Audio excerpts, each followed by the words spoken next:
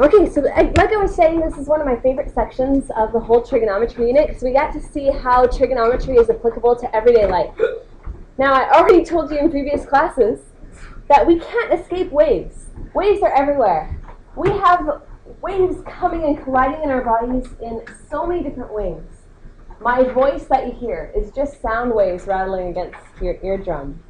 Anything that you see in this class is light waves.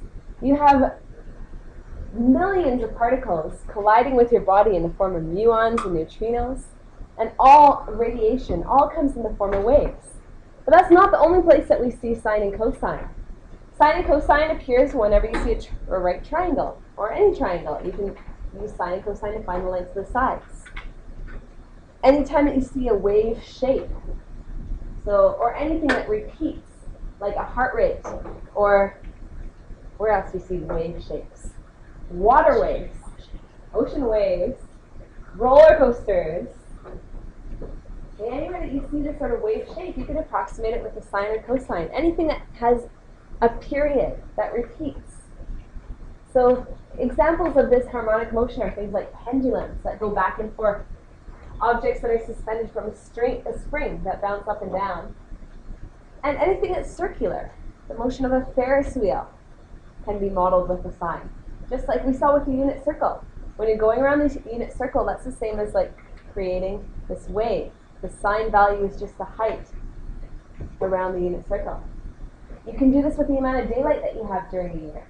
So daylight savings time or not savings time, tides, anything that goes up and down regularly. Radio waves, microwaves. There's nothing in our life that can't have some application with sine and cosine. Except for maybe our souls. So we're going to take a look at some of the examples in the book. You can write some notes in your notes right in the textbook.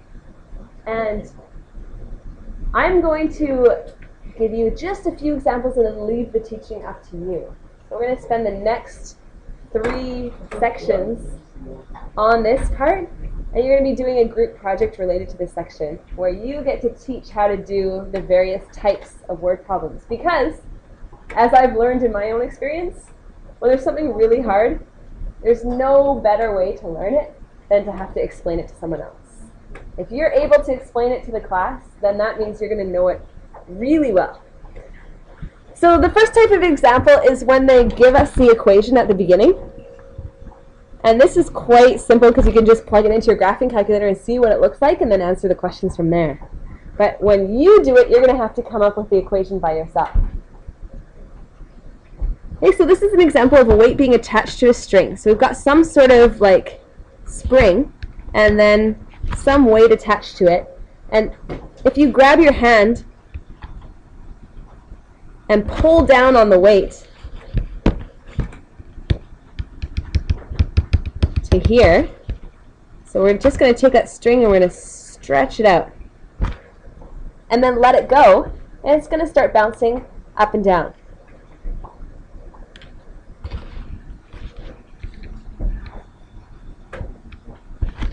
Okay, so however much you pull that spring down, if it's a completely elastic spring, it's going to bounce up again, and the spring's going to go exactly, the mass will go exactly that much higher above and below the rest position. So this is what we call the rest position, and the mass is going to oscillate the same distance above and below the rest position. So just looking at the equation, I can actually see how much it's bouncing up and above and below that rest position. 5. The amplitude is how much above and below the rest position the mass bounces. And you can see that on the graph that they have in Part B as well. But however high above and below the middle line, that's the amplitude of oscillations. And then the 4 pi gives me some information about the period, about how long it takes for this oscillation to repeat. So the question is, how many cycles per second does the spring make? Sounding a lot like physics. And to find that, we just need to know the period.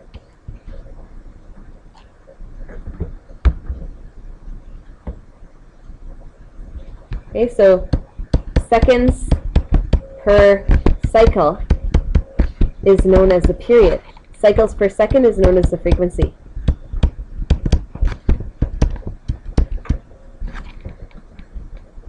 Okay, so we can use the same formula, 2 pi over b. The b is 4 pi. So 2 pi divided by 4 pi is a half a second. So it takes a half a second to repeat one oscillation. So then the spring makes 2 cycles per second. So this is the frequency. 1 divided by the period. 1 divided by a half equals 2. It says to graph the spring for one period, and that graph is below. And then the question is, what time will be the first maximum and the minimum? And you can see that right from your graph. So the maximum occurs after 1/8 of a second. And the minimum occurs after 3/8 of a second. So the minimum occurs after 1/8, maximum occurs after 1/8 of a second, and the minimum occurs after 3/8 of a second.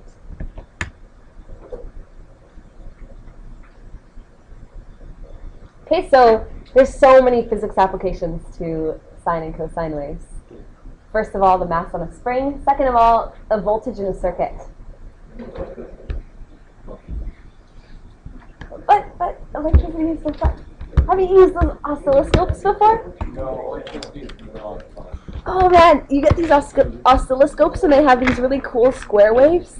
we don't electrochemistry. Yes! Batteries! Yeah, no. So applicable to everyday life. Electrolytic cells.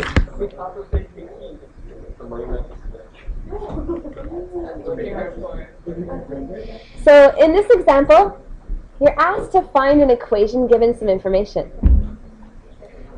So it gives us the amplitude, and that amplitude becomes the amplitude in your graph.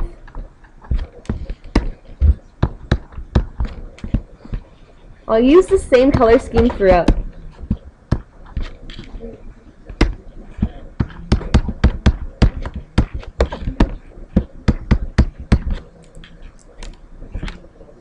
Okay. To find the b, we use the period. So the b is 1 over the period, and it tells us that there's a frequency of 60 cycles per second. So the period is the reciprocal, 1 over 60. Oh, what am I doing? 2 pi over p. Yeah.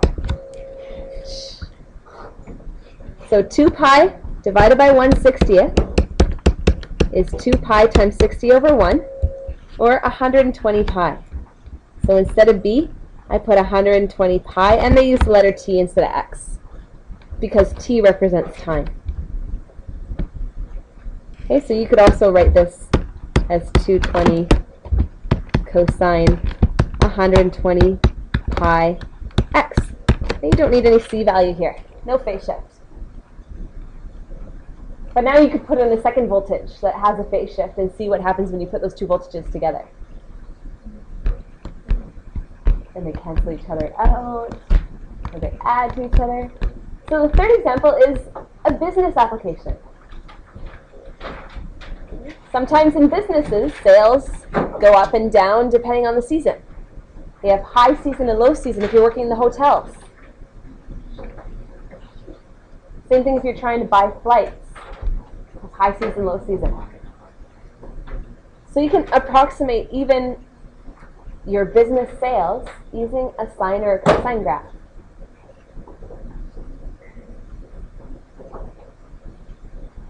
So in this equation, can you see what the d value is?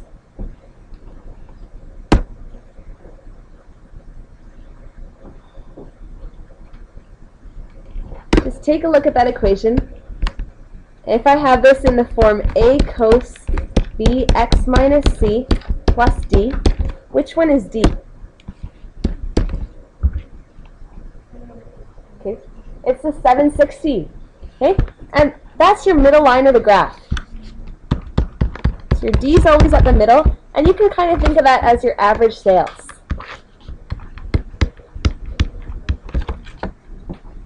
Okay, so that's just an average day. Your amplitude tells you how far above and below the middle line you go.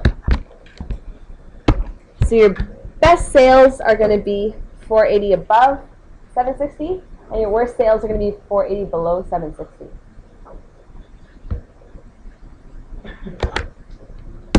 And pi over 6 is related to the period. So using p equals 2 pi over b, we can find out that the period is 12. And this is in months, which makes sense. Okay. The time it takes for this pattern to repeat is every 12 months. So this pattern repeats every year. And it says it starts in January. So that means they have really good sales in January, and then they kind of do badly in the summertime, but then come December, sales go up again. So maybe it's a Christmas store. Or heaters.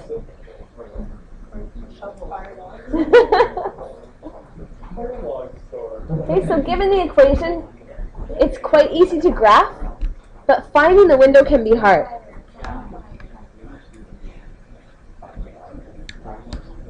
Okay, so for your window, it helps to know the period. Usually with word problems, you're going to go from 0 to the whole period, because you usually want to see one period. And then for your y values, you're usually going to start from 0 and then go at least up to d plus a. So at least up to 1240. So you can use something like 1300. Okay, does that make sense for finding the window? Okay, period for x, d plus a for y. Now the question is asking, during how many months will you have more than 10,000 units of sale? So all you have to do there is graph the line y equals 10,000 and find out how much of the graph is above those points. So from month 10 all the way to month 2.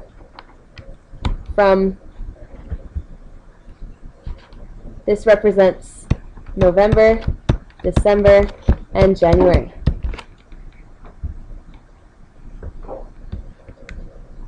Okay, everything from month 10 to month 2.